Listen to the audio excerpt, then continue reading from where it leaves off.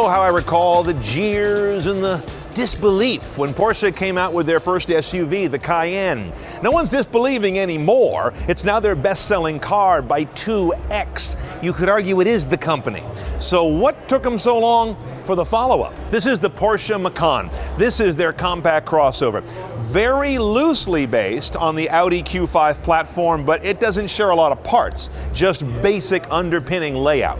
It also targets the very successful Acura MDX, so get those two in your head as to where this car is going. Now, first of all, you're going to notice it's very low slung, differently than a Q5, and it's more swept back than a Q5, which is kind of more up and down. So there's a compare and contrast. It's going to launch with two V6 engines.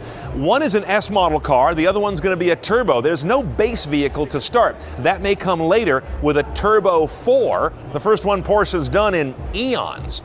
Now inside you're going to recognize a lot of familiar Porsche cues. The wheel, the placement of buttons here on the head unit, this whole very complicated button-filled spine that arrived originally with the Panamera. So nothing in here is too unusual, which is to be expected. In terms of cabin room, I'll need to give it more time on the road, but it definitely feels intimate in here. I don't know that it's tight. It's not that small a vehicle. The base, or S car, is a 340 horsepower motor. The turbo is 400. Pretty stout difference there. And both are equipped with a 7-speed PDK, Porsche's dual-clutch automated manual. Now, comparing to the Cayenne is interesting.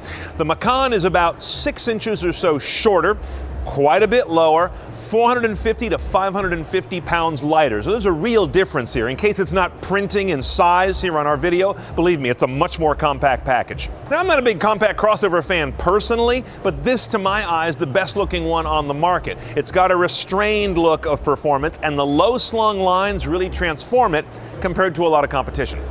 Okay, some pricing. The S, the entry-level car, comes out about $50,000. The Turbo, $72,000 before you lard them up with infamously many and expensive Porsche options.